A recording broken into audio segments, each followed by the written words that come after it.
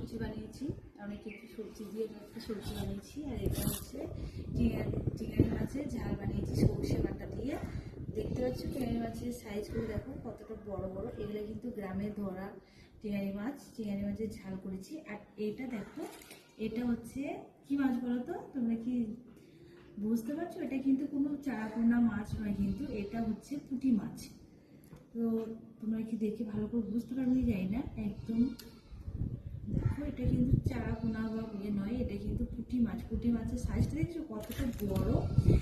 তো তোমাদের কারা এরকম খেয়েছো অবশ্যই কমেন্টে জানাবে যে এত বড় পুঁটি মাছ তোমরা কি খেয়েছো।